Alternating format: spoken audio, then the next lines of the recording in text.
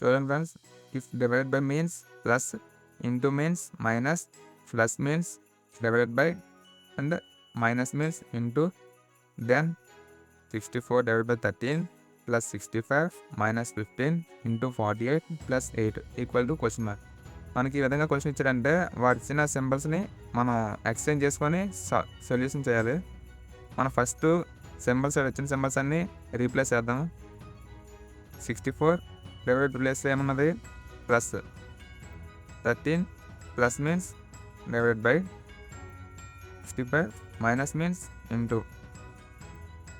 Into means minus, plus means divided by equal to question mark. ఈ విధంగా మనం symbols change చేసిన తర్వాత మనం చెక్ చేసుకోవాల్సింది వి బార్డ్మస్ రూల్. ఖచ్చితంగా ఈ రూల్ చెక్ చేసుకుంటేనే మనకి సొల్యూషన్ అనేది కరెక్ట్గా వస్తుంది.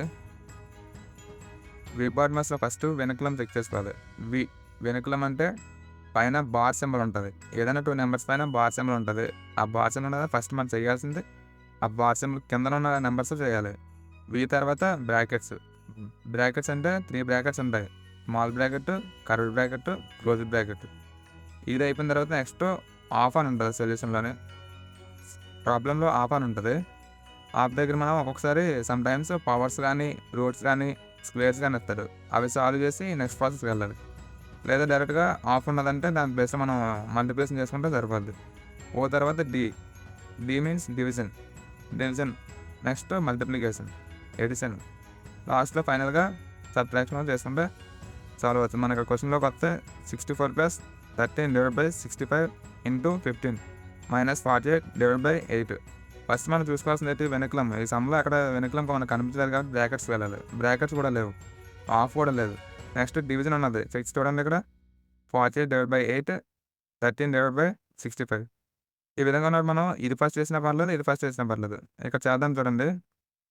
డైరెక్ట్గా క్యాన్సిల్ చేసేయచ్చు. మీకు కొంచెం సింపుల్గా ఉండడానికి ఈ విధంగా వేసుకోండి.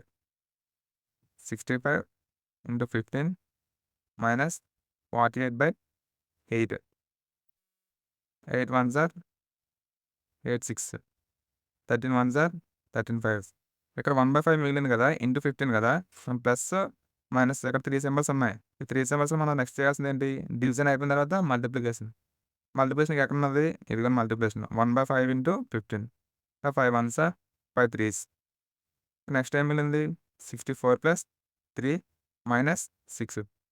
మల్టిప్లికేషన్ మనకి ఏమున్నది? ఎడిషన్.